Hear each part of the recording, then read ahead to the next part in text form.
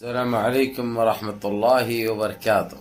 عزیزان ملت اسلامیہ، آپ تمام امتی کو مفصل کی طرف سے سلام مرد ہے۔ گھر میں بیٹھی پردانی چین عزت دار ماں اور بہنوں کو مفصل کی طرف سے سلام مرد ہے۔ بہرحال کیف اللہ سے امید ہے آپ لوگ خیریت سے ہوں گے، اللہ کی حفاظت میں ہوں گے۔ ان ملونوں کی ملامت سے، ان فرقہ پرستوں کی فرقہ پرستی سے، ان درندوں کی درندگی سے، ان مابلنچروں کی مابلنچنگ سے، ان بلدکاروں کی بلدکاری سے محفوظ ہوں گے۔ اللہ آپ لوگوں کو اپنے حفظ امان میں رکھے، اللہ اپنی حفاظت میں رکھے، اللہ ہر آبا سے ہر شر سے محفوظ رکھے۔ بہرحال کیف میرے عزیز دوستوں، میرے بھائیوں، دیش کے حالات سے بھی آپ لوگ واقف ہیں اور دیش کے باہر کے حالات سے بھی آپ لوگ وجہ واقف ہیں، لیکن یہ آپ کا بھائی آپ کو دیش سے ہی جڑی خبر سناؤں گا۔ حالانکہ دیش کے باہر کی اتنے بڑے خبریں رہنے کے باوجود لیکن یہ ہمارے لیے ہمارے دیش کی خبر سب سے اہم ہے،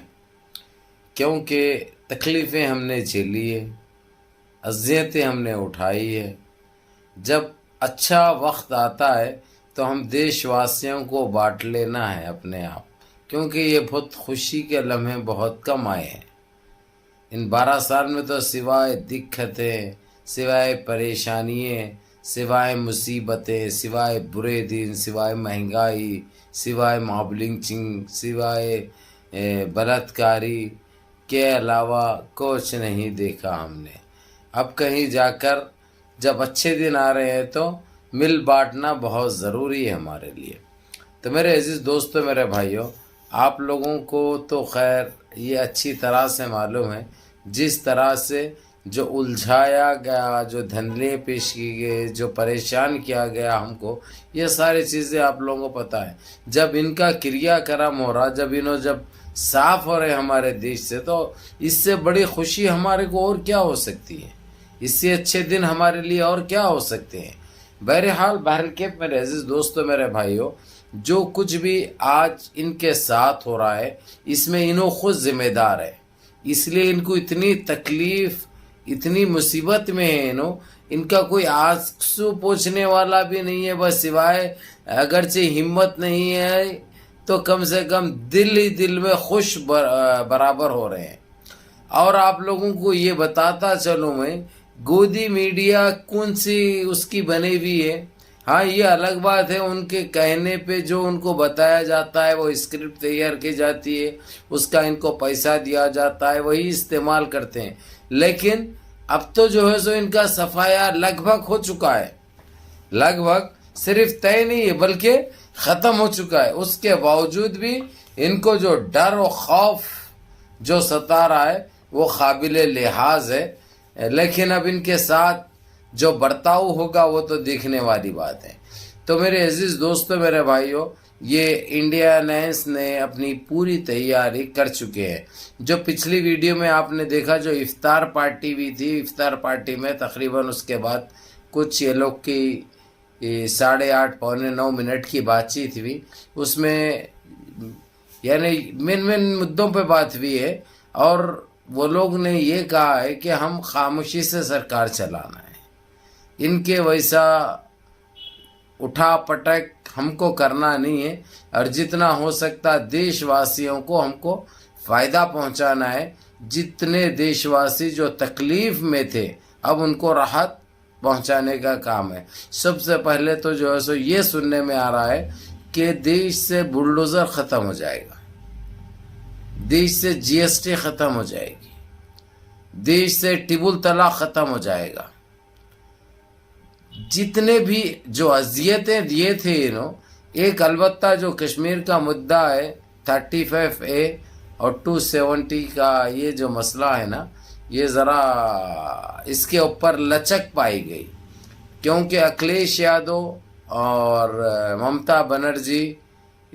اس کو کنٹینیو کرنے کے چکر میں ہے، جو اب اس وقت جو قانون وہاں پہ لاگو کیا جا چکا ہے